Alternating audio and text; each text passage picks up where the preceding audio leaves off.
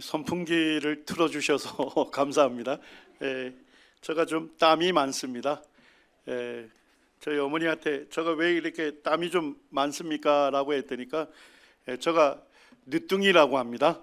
아주 늦게 저희 부모님들이 계획하지 아니한 상태에서 태어났습니다. 그리고 이제 그 어머니 젖을 많이 못 먹었답니다. 동양젖을 먹다 보니까 어릴 때 허약하기 때문에 땀이 많다 이렇게 얘기를 하시더라고요.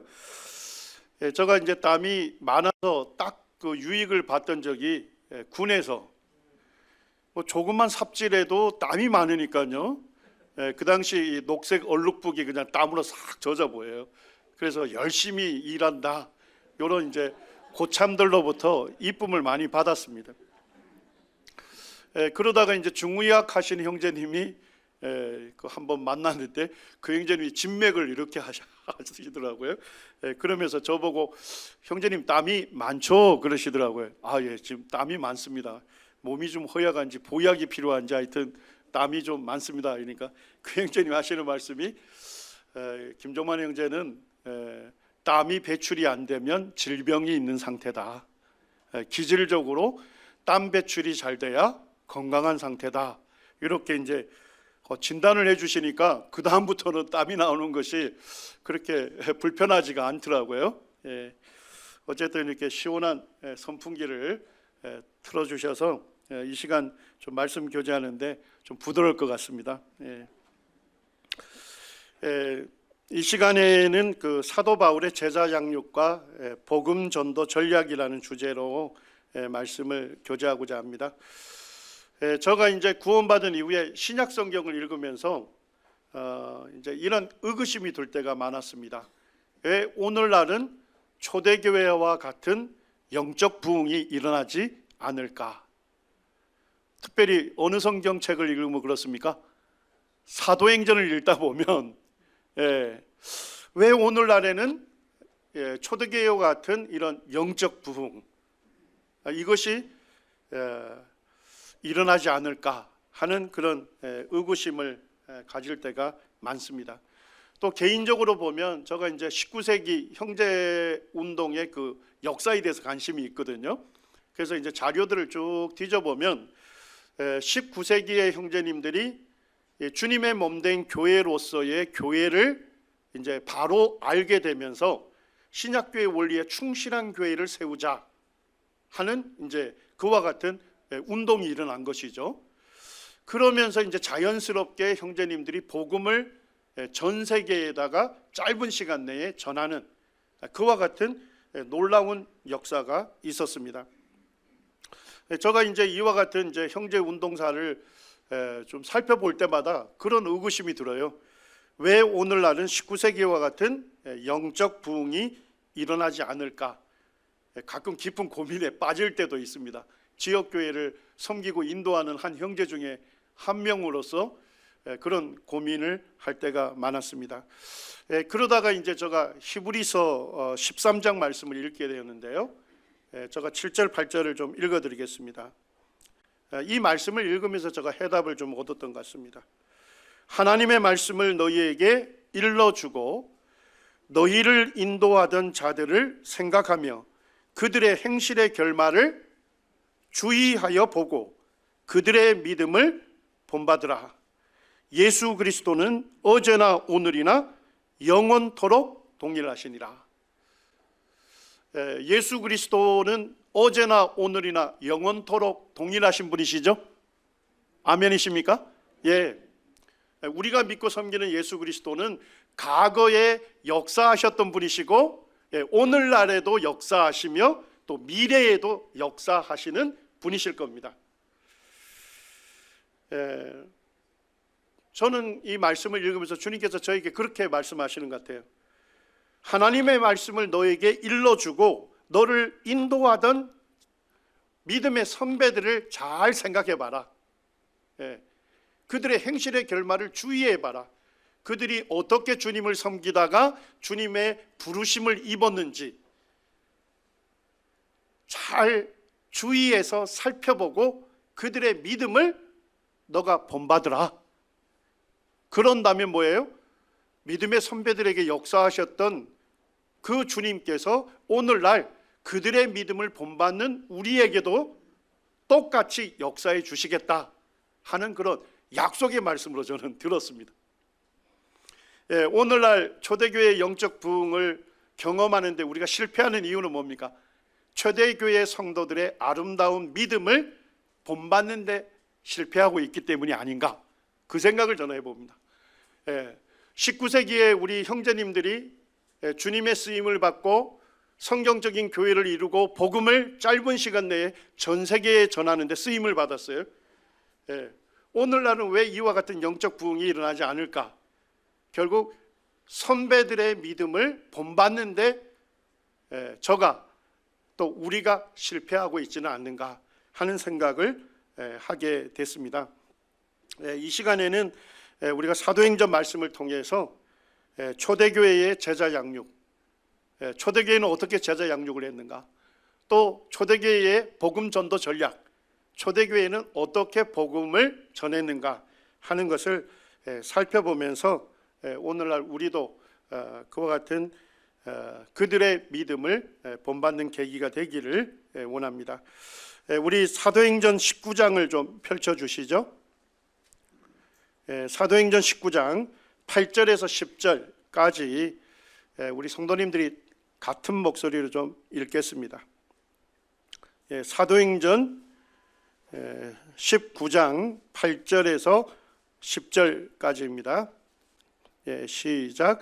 바울이 회당에 들어가 석 달 동안 담대히 하나님 나라에 관하여 강론하며 권면하되 어떤 사람들은 마음이 굳어 순종하지 않고 무리 앞에서 이 도를 비방하거늘 바울이 그들을 떠나 제자들을 따로 세우고 두란노 서원에서 날마다 강론하니라. 2해 동안 이같이 하니 아시아에 사는 자는 유대인이나 헬라인이나 다 주의 말씀을 듣더라. 사도 바울이 이제 에베소에서 집중적으로 사역했던 것이 무엇인지 그것을 기록하고 있고요. 그리고 이제 그와 같은 사역을 집중적으로 중점적으로 했을 때 그 결과들, 그 열매들을 성경이 기록하고 있습니다. 먼저 사도 바울이 복음을 전했던 에베소는 어떤 도시였을까요? 당시 로마 제국이었지 않습니까? 거기에 아시아 속주의 중심 도시였습니다. 제가 조금 전에 우리 강원도의 중심 도시 하면 어디입니까? 원주시이듯이 이 아시아 속주의 중심 도시는 에베소였습니다. 우리 성경에서 이제 아시아 이렇게 나오는데 아시아 대륙을 얘기하는 게 아니죠. 소아시아를 얘기합니다. 이 터키를 이야기한다 이렇게 생각하시면 되겠습니다. 거기에 이제 중심 도시였는데요. 당시에 아테네 인구가 10만 명 정도였답니다. 그런데 에베소 인구는 45만 명 정도였다고 합니다. 그러니까 에베소가 굉장히 큰 대도시였다 하는 것을 알 수가 있습니다.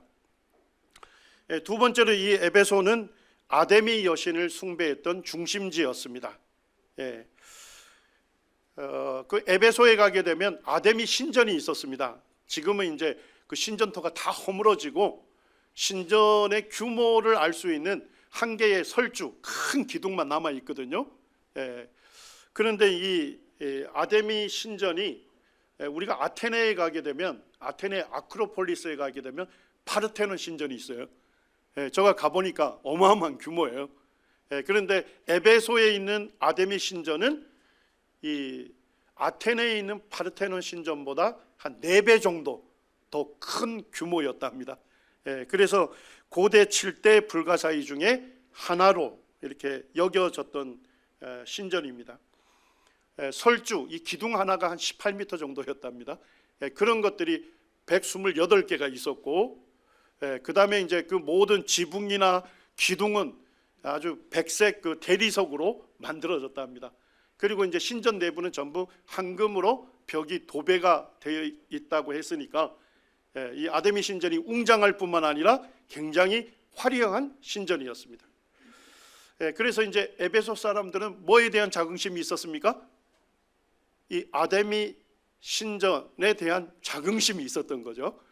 자기들이 이제 이 아데미 여신을 숭배하는 그와 같은 중심지다 하는 것에 대한 그런 그 자긍심이 있었습니다.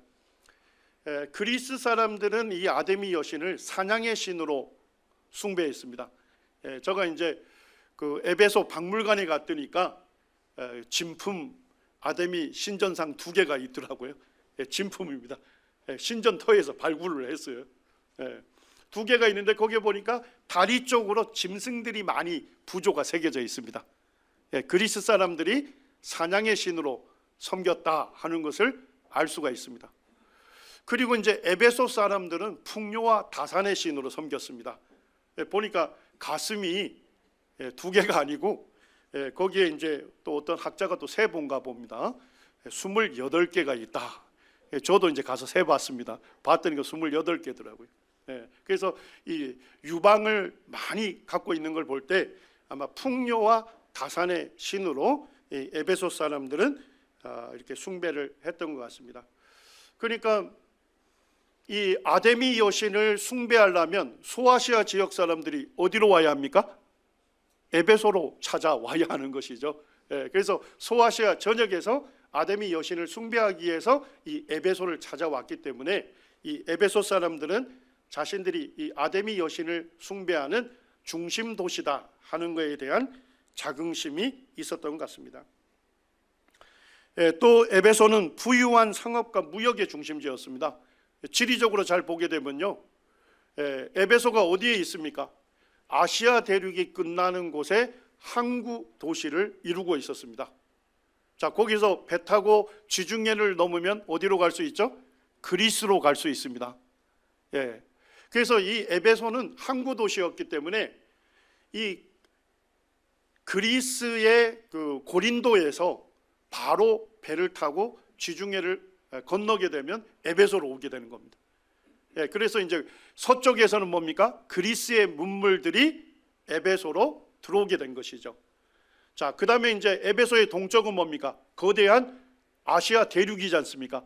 그래서 동쪽에서는 아시아 내륙으로부터 있는 그 진귀한 물품들이 어디로 온 겁니까? 에베소로 오게 된 거예요. 서쪽에 있는 그리스 물품들, 그 다음에 동쪽에 있는 이 아시아 내륙의 진귀한 물품들이 에베소에 모여서 거기에서 뭐가 이루어집니까? 자연스럽게 상거래가 이루어지면서 거기에 이제 아마 왕성한 상거래가 이루어지면서 많은 돈들이 거기에 풀리게 된 것 같습니다.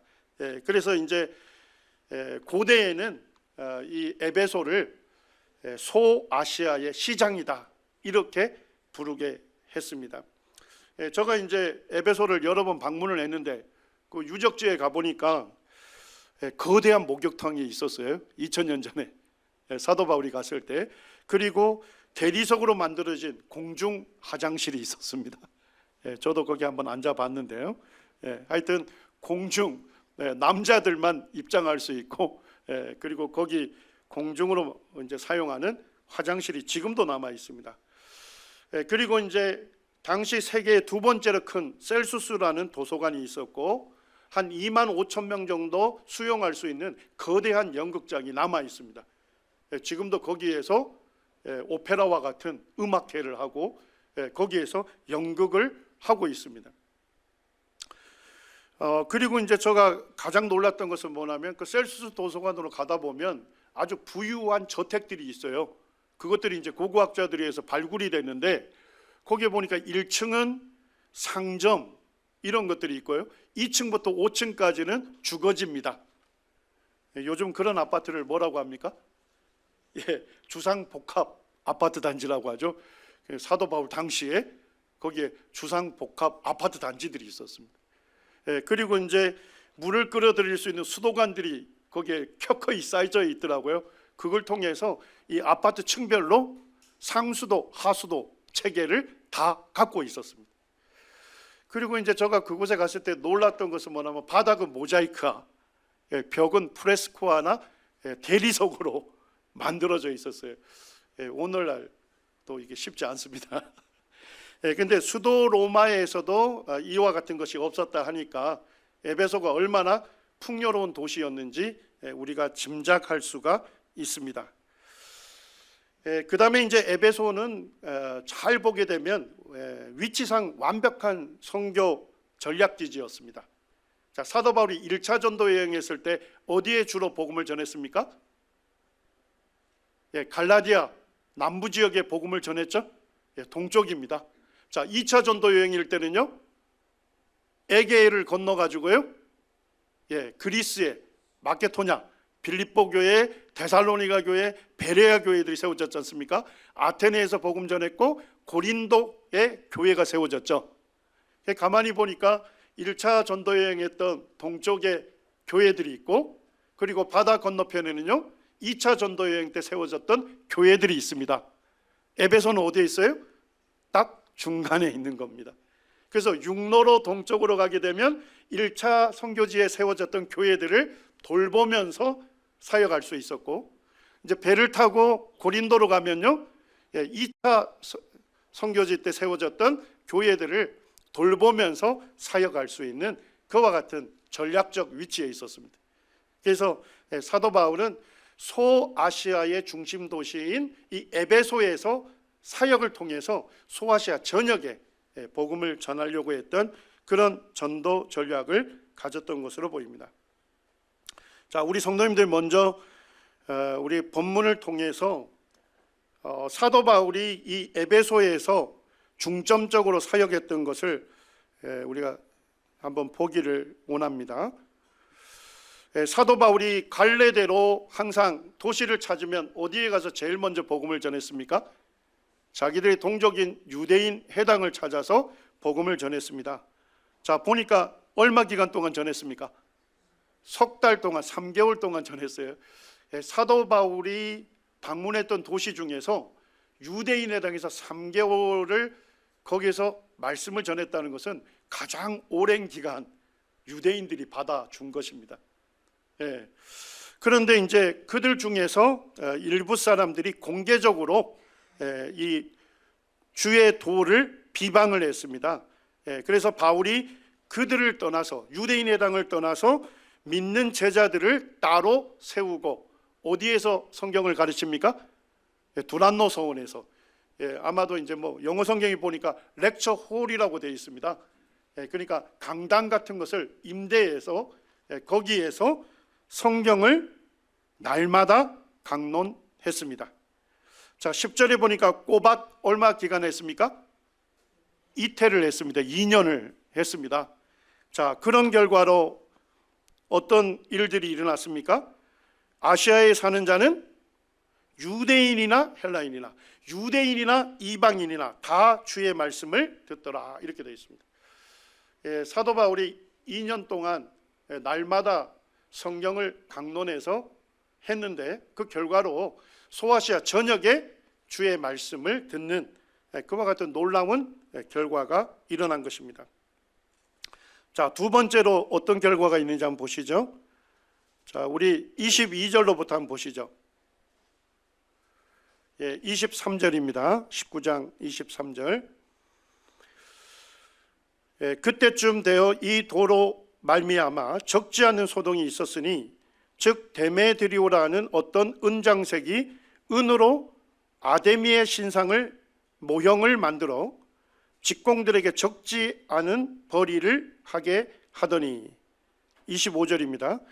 그가 그 직공들과 그러한 영업하는 자들을 모아 이르되, 여러분도 알거니와 우리의 풍족한 생활이 이 생업에 있었는데, 이 바울이 에베소뿐만 아니라 거의 전 아시아를 통하여 수많은 사람을 권유하여 말하되, 사람의 손으로 만든 것들은 뭐가 아니라고요? 신이 아니라 하니 이는 그대들도 보고 들은 것이라. 에베소의 그 유명한 종교 산업과 관련해서 두 가지 직군이 있었습니다. 첫째는 뭐냐면 이 아데미 신상의 그 모형을 만드는 사람들이 있었습니다. 그 다음에 이제 또 하나는 뭐냐면 마술을 행하는 사람들이 있었습니다. 자, 그런데 사도 바울이 성경을 날마다 강론했을 때 특별히 이제 그 아데미 신상의 모형을 만드는 사람들이 어떻게 반응했는지를 이 본문에서 알려주고 있는 겁니다. 자, 이 사람들이 아데미 신상 모형을 만들어서 팔았기 때문에 그들이 적지 않은 벌이를 했답니까? 했답니다. 또 뭡니까? 풍족한 생활을 했어요. 이제 소아시아 전역에 있는 사람들이 아데미 여신을 숭배하려면 어디로 와야 합니까? 에베소로 오겠죠. 그리고 아데미 여신을 숭배할 겁니다. 제사 지내고 가겠죠. 자, 갈 때쯤 기념품 가게에 들려서 뭐 하나 사가지고 가는 겁니까? 아데미 신상 모형 하나를 사가지고 간 것입니다. 자, 요것이 굉장히 이제 벌이가 괜찮았던 것 같습니다. 남원에도 가면 유명한 곳이 있죠. 춘향이의 그 전설이 서려져 있는 강알로원이 있습니다. 강알로원에 가게 되면 이제 기념품 가게들이 쭉 도열되어 있어요. 그 가게 중에 4개의 가게가 저희 성도님들이 운영하는 가게입니다. 우리 성도님들 혹 강알로를 방문하실 일이 있으면 기념품 가게 앞에서 남원 서문교회 이러면 여기저기에서 나오실 거예요. 그런데 이제 한 형제님이 그 구원받기 전에 본인의 그 유일한 낙을 뭐라고 얘기했냐면, 기념품 가게가 워낙 잘 돼가지고 강알루를 구경하고 가는 사람들이 그 바로 옆에 있는 기념품 가게를 들리겠죠. 그리고 이제 뭐 춘향이와 이도령 그 모형 같은 그런 것들을 이제 사가지고 간 거예요. 형제님 벌이가 굉장히 좋았답니다. 형제님 낙이 뭐였을까요? 일 끝나고 자매님하고 돈 세는 거. 돈 세는 게 유일한 낙이었다고 하더라고요. 그 정도로 잘 됐는데 아마도 에베소에 있는 그 아데미 여신 그 모형을 파는 사람들도 요것 때문에, 기념품 요 판매 때문에 아주 풍족한 생활을 하게 된 겁니다. 자, 그런데 문제가 생겼어요. 사도 바울이 성경을 날마다 강론하는 것을 통해서 지금 뭐예요? 에베소에 있는 사람들이 사람의 손으로 만든 것은 뭐가 아니다고요? 신이 아니다고 권유를 받았을 뿐만 아니라 에베소 사람들이 그렇게 인정하게 된 것이에요. 그런데 이게 에베소뿐만 아니라 어디까지요? 소아시아 전역에까지. 소아시아 전역에까지 주의 말씀이 전해지면서 인간의 손으로 만든 것은 진짜 신이 아니다, 우상일 뿐이다, 이렇게 이제 권유를 그 사람들이 받게 됐는데 그것을 그 사람들이 인정하게 됐다는 겁니다. 자, 그렇게 되니까 어떻게 돼요? 소아시아에 있는 사람들이 어디를 찾아오지 않아요? 에베소를 찾아오지 않겠죠. 그러니까 기념품 가게가 어떻게 해요? 텅텅 비는 것입니다. 그래서 지금 이제 풍족한 생활을 하지 못하기 때문에 이들이 지금 소동을 벌린 거예요. 그래서 이제 복음을 적대하는 사람들조차도 뭘 인정합니까? 성경을 날마다 강론했을 때 그 결과가 어떤 결과였죠? 소아시아 전역 사람들이 인간의 손으로 만든 것은 뭐가 아니다, 신이 아니다 하는 그 진리에 대해서 권유를 받았을 뿐만 아니라 그렇게 인정하게 됐다는 것입니다. 자, 이와 같은 놀라운 결과들을 맺게 된 것입니다. 자, 이제 우리가 이제 13절에 보시게 되면 18절입니다. 죄송합니다. 우리 18절에서 20절까지 우리 같은 목소리 좀 읽겠습니다. 시작. 믿은 사람들이 많이 와서 자복하여 행한 일을 알리며 또 마술을 행하던 많은 사람이 그 책을 모아 가지고 와서 모든 사람 앞에서 불사르니 그 책값을 계산한 즉 은 5만이나 되더라. 이와 같이 주의 말씀이 힘이 있어 흥황하여 세력을 얻느니라. 자, 에베소에서 유명한 종교 산업 중에 한 직구는 어떤 사람입니까? 이 마술을 행하는 사람들이에요. 에베소에는 그 에베소 증서라고 해가지고 거기에 이제 마술에 사용되는 기도문이 기록이 되어 있습니다. 그래서 이 사람들이 뭡니까? 이 마술책에 기록되어 있는 기도문을 읽으면서 귀신을 쫓아내거나 그 다음에 병든 사람을 고치는 이런 신유를 행위를 했던 것 같습니다. 자, 그런데 이 사람들은 사도 바울과 성도들이 전하는 복음을 듣고 어떻게 반응했습니까? 그들은 공개적으로 자기들의 죄를 자복하고 마술 행위에 사용되는 이 마술책을 어떻게 합니까? 전부 모아가지고 공개적으로 불태워버립니다. 그런데 성경은 그 마술책 값이 얼마인지를 밝히고 있죠. 자, 얼마라고 얘기합니까? 은 5만이나 되더라. 은전은 그리스 동전인데요, 드라크마를 얘기하는 겁니다. 자, 드라크마는 얼마의 가치가 있습니까? 하루 노동자 1당입니다. 하루 1당. 자, 오늘날 그냥 1당을 10만 원으로 쳐도 괜찮겠죠? 자, 그러면 1당을 10만 원이라고 치면 5만 드라크마면 얼마가 됩니까? 50억이 됩니다. 오늘날 가치로 보면 어마어마한 그 가격에 해당되는 그 책들, 그 마술책을 완전히 불태워버린 거예요. 자, 우리 성도님들 한번 생각해 보세요. 이분들이 왜 마술책을 불태웠을까요? 귀신의 힘을 빌려서 마술 행위를 하는 것이 하나님 보실 때 뭐가 됩니까? 죄가 된다는 것을 이분들이 깨달았지 않습니까? 그래서 그들이 공개적으로 이 마술책을 불태워버린 겁니다. 자, 근데 마술책은 이분들에게 있어서 생계의 수단이죠.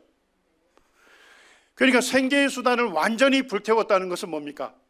이제 주님을 의지하고 새로운 직업을 찾아 나서는 것입니다. 참 이게 쉽지 않죠. 에베소의 그 유명한 두 종교 산업 직군에서 한 직군은 아데미 신상 모형을 만드는 사람들은 뭐예요? 자기들이 경제적으로 어려워졌다 해서 공개적으로 소동을 벌이고 핍박을 했습니다. 한 직군은요, 복음을 듣고서 예수 그리스도만이 유일한 구원자이심을 그들이 깨닫고 예수 그리스도가 아닌 귀신의 힘을 빌려서 마술 행위를 하는 것이 이것이 하나님께 죄가 된다는 것을 깨달았을 때는 그들이 뭡니까? 완전히 생계수단이었던 마술책을 완전히 불태워서 그들의 회개가 참된 회개다, 정말 진정한 회개다 하는 것을 나타내 보였던 것입니다.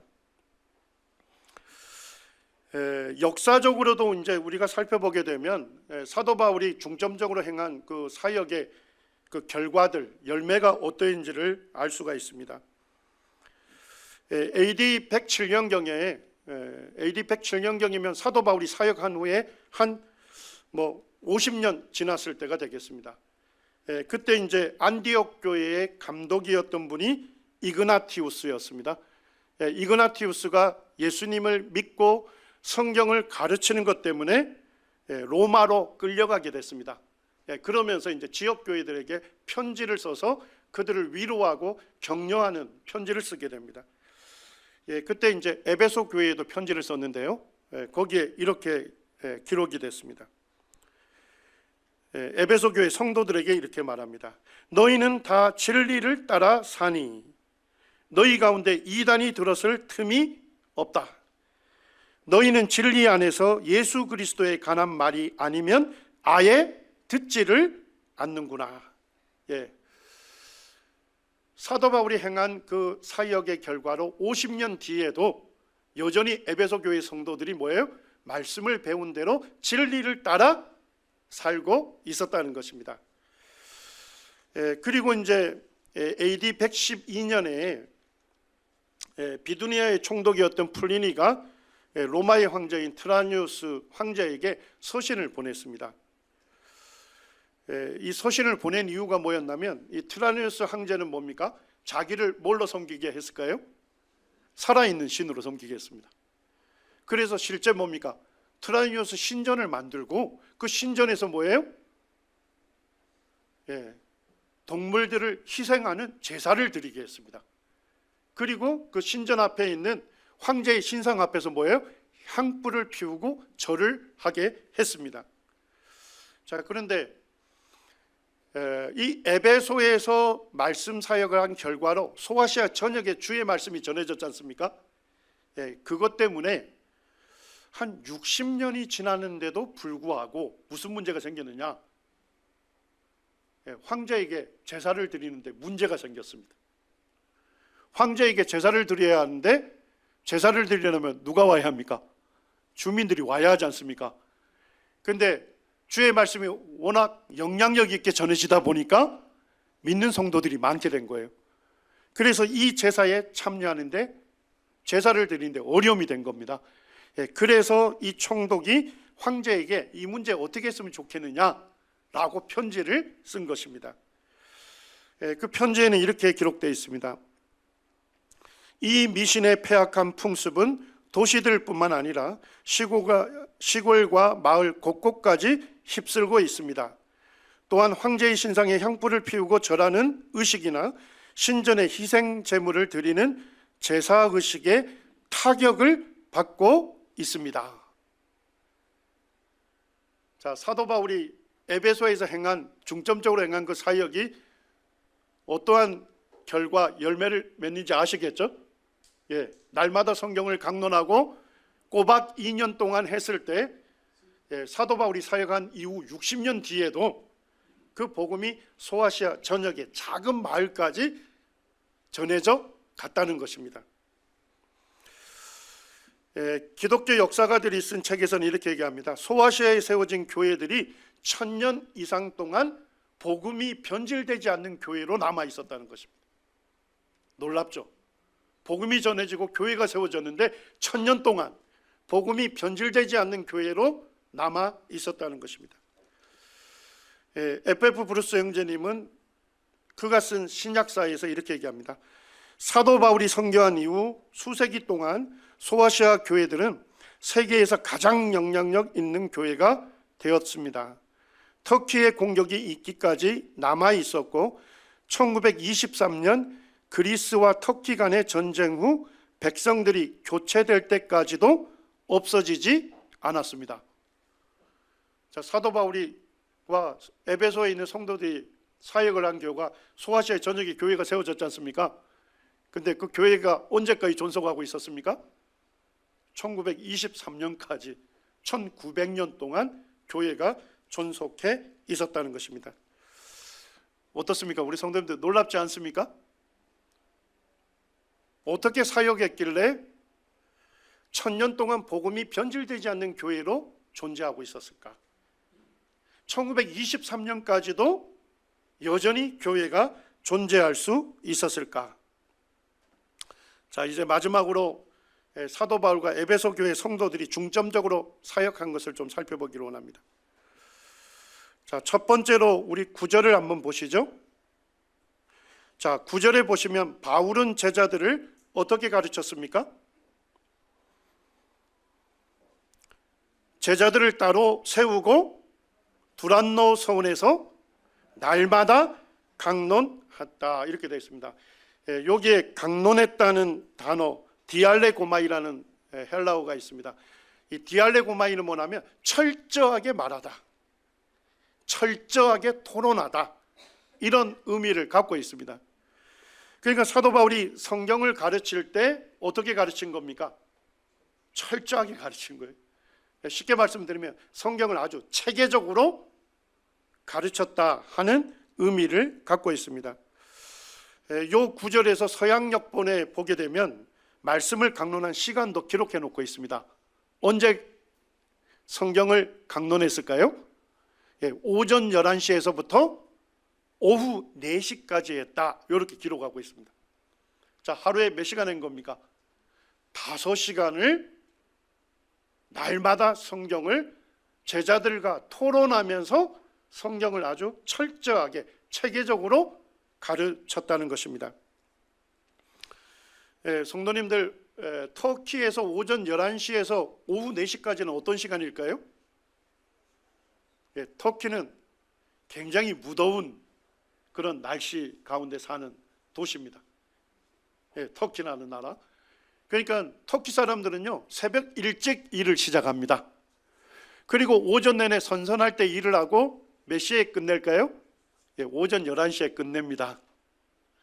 그리고 집으로 가서 오후 4시까지 낮잠을 청합니다. 쉼을 누리는 거예요. 뜨거우니까. 그리고 오후 4시에 일어나서 뭐 할까요?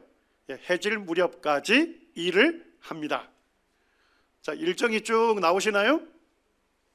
예.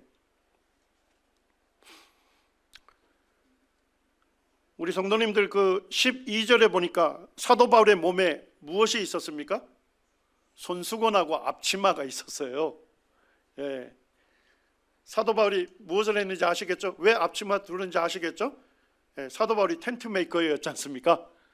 예. 이 당시에 장막은 뭐냐면 염소 가죽을 무두질 해가지고 그것을 꼬매가지고 한 20명 정도 묵을 수 있는 큰 장막을 만드는 겁니다. 가죽을 꿰매는 일이니까 얼마나 고된 일이었겠습니까? 그래서 사도 바울이 뭘 한 겁니까? 앞치마를 했고요. 앞치마 주머니에 뭐가 있었습니까?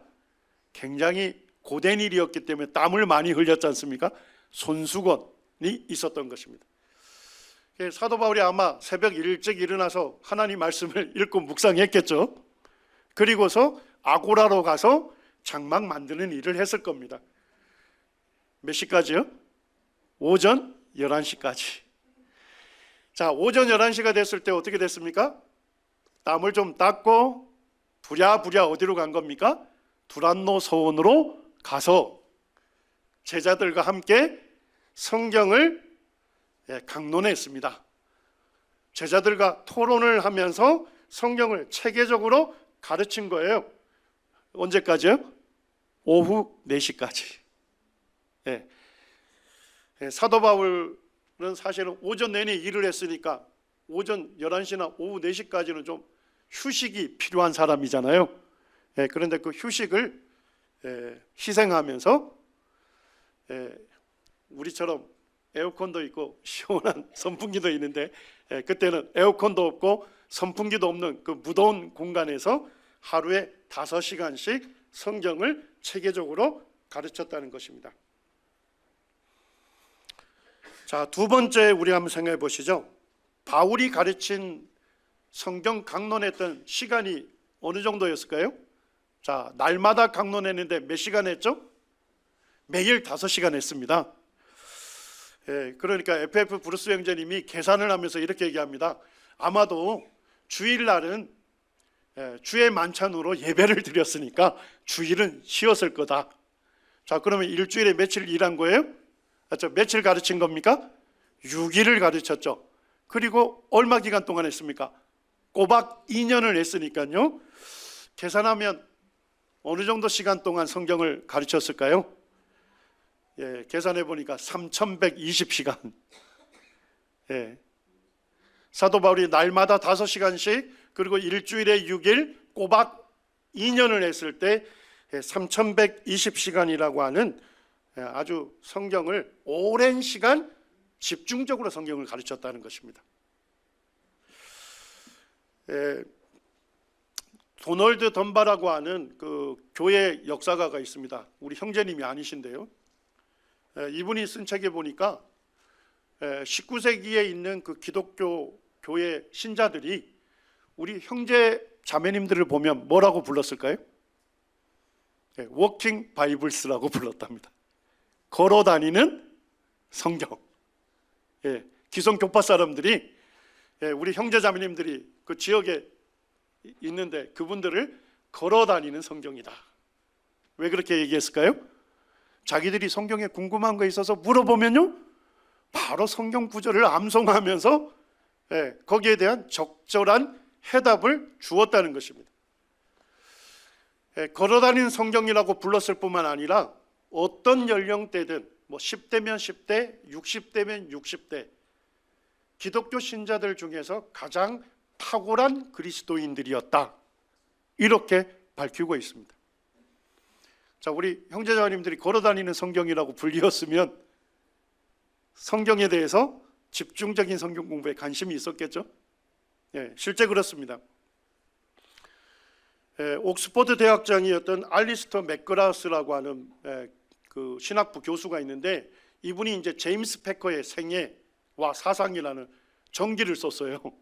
그런데 제가 이제 3년 전에 그 영국의 런던의 그 대형 박물관, 거기 전부 성경 유물이지 않습니까? 그래서 이제 거기 공부하러 간 적이 있습니다. 주일을 맞이하니까 뭐예요? 이제 어느 교회에 가서 예배를 드려야 하는지 검색을 쭉 했습니다. 검색을 쭉 하다 보니까 한 지역 교회가 보니까 거기에 역사가 이렇게 기록되어 있는데, 제임스 패커가 학생 때 이 교회에서 섬겼다, 그 역사에 기록이 되어 있더라고요. 제임스 패커는 그 우리나라에서는 한국 기독학생이라 하는데, 영국 기독학생의 리더들이 대부분 우리 형제님들이었습니다.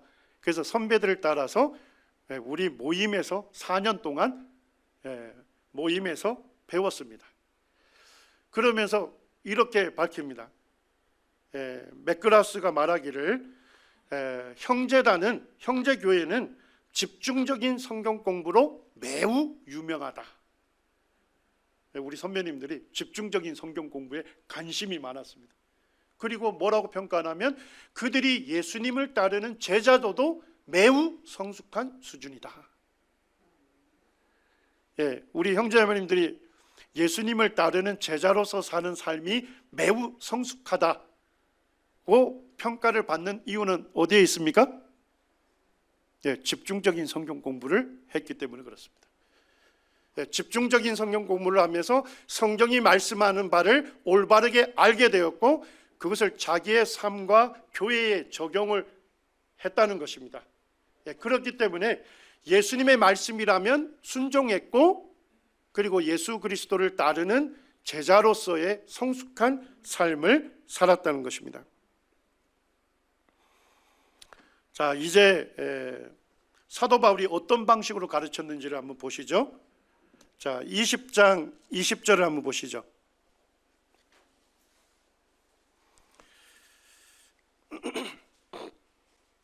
자, 20장 20절 우리 같이 한번 읽겠습니다. 시작. 유익한 것은 무엇이든지 공중 앞에서나 각 집에서나 거리낌 없이 여러분에게 전하여 가르치고. 이 말씀은 이제 사도 바울이 밀레도에서 에베소 교회 장로들을 초청해서 고별 교제를 하고 있습니다. 그러면서 사도 바울이 이렇게 얘기하죠. 유익한 것은 무엇이든지 공중 앞에서나 각 집에서 어떻게 전했습니까? 거리낌이 없이 여러분에게 전하여 가르쳤다. 이 거리낌이 없다는 것은 뭐냐면 전부를 가르쳤다는 것입니다. 하나도 빠지지 않고 전부를 가르쳤다, 이렇게 얘기합니다. 자, 공중에서 먼저 가르쳤죠. 자, 어디에서 가르쳤을까요? 공중이라면 두란노 서원에서 가르쳤겠죠. 공적으로. 자, 거기에서 끝났습니까? 사도 바울의 밤 일과를 좀 알 수 있는 말씀이에요. 오전 내내 새벽부터 일을 했지 않습니까? 오전 11시에서 오후 4시까지 성경을 가르쳤지 않습니까? 그리고 해절 무렵까지 다시 일했겠죠? 그리고 저녁을 먹고 밤에는 뭐 했습니까? 성도들의 각 가정을 방문한 것입니다. 그리고 뭐예요? 공중에서 전했던 그 말씀, 그 교훈을 뭐 할 수 있도록요? 개인적으로 적용하고 따를 수 있는 단계까지도 도와주었다는 것입니다. 그러니까 공중에서 가르칠 뿐만 아니라 공중에서 가르친 그 교훈을요, 개인적으로 믿고 따를 수 있도록 도와주었다는 것입니다. 자, 결론적으로 우리 한번 살펴보겠습니다. 에베소에서 사도 바울과 에베소 성도들의 중점적으로 했던 사역을 우리가 살펴봤죠. 자, 오늘날 우리 교회와 한번 비교해 보시죠.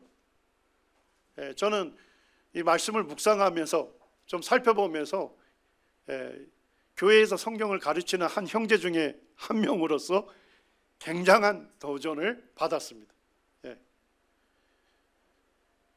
사도 바울은 성경을 날마다 체계적으로 가르치고 오랜 시간 동안 집중적으로 가르치고 공중에서 가르쳤을 뿐만 아니라 개인적으로 믿고 따를 수 있도록 도와주었던 것입니다. 참 이것을 생각하면서 오늘날은 어떨까 생각했습니다. 오늘날은 저희 이제 남원서문교회에서도 예수님을 믿고 구원받고 이제 침례받지 않습니까? 그러면 침례받은 성도들을 대상으로 저희들이 이제 집중적인 성경 공부라고 해요. 그런데 그거는 딱 10주 10시간 합니다. 그럼 10시간 딱 가르쳐주면 뭐 할 거라고 생각하죠? 그 말씀대로 순종하고 따를 것이라고 우리는 생각을 합니다. 그런데 제가 보니까 그렇지 않더라고요. 우리는 너무 짧은 시간 복음 전하고 그리고 또 너무 짧은 시간 성도들을 양육하고 그 열매에 대해서는 뭡니까? 재빠른 결과, 재빠른 열매를 기대할 때가 많습니다. 저도 이제 이것을 보면서 굉장히 도전을 받았습니다. 어떻게 하면 세워진 교회가 1000년 동안 복음이 변질되지 않는 교회로 남아 있을 수 있을까? 어떻게 하면 1900년 동안이나 교회로 버틸 수 있었을까? 에베소에서 중점적으로 사용한 것이 소아시아 전역의 사람들에게 주의 말씀이 전해질 수 있었을까? 그 비결은 다른 데 없습니다. 무엇입니까? 성경을 체계적으로 가르치시고 오랜 시간 동안 집중적으로 가르치시고 공중에서 가르치실 뿐만 아니라 개인적으로 믿고 적용할 수 있도록 개인적으로 도와줄 때 이런 놀라운 역사를 이룰 수가 있는 것입니다. 사도 바울은 오랜 시간 동안 신실하게 복음의 씨앗, 이 말씀의 씨앗을 뿌렸습니다. 그리고 주님의 때가 되었을 때 풍성한 열매를 거두게 되었습니다. 우리 원주 북부교회가 잘하고 있습니다만 초대교회의 아름다운 그런 모범을 계속적으로 우리도 따르게 되기를 원합니다. 감사합니다.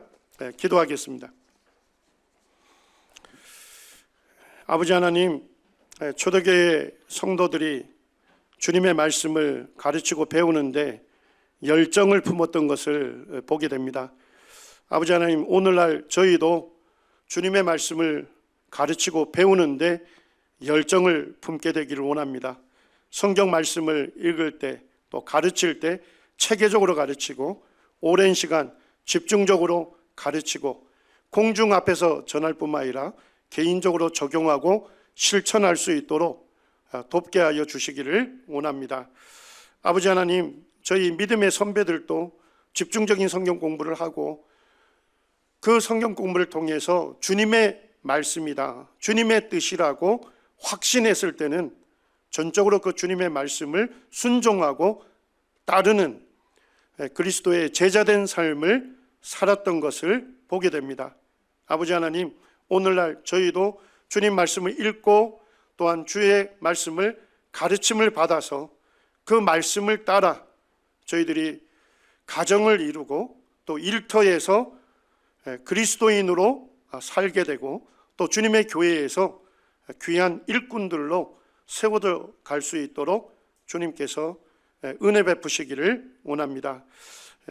우리 원주 북부교회 성도들과 주님 안에서 말씀을 교제케 하신 아버지 하나님 은혜의 감사를 드리오며 저희를 사랑하시는 예수님의 이름으로 감사하며 기도합니다.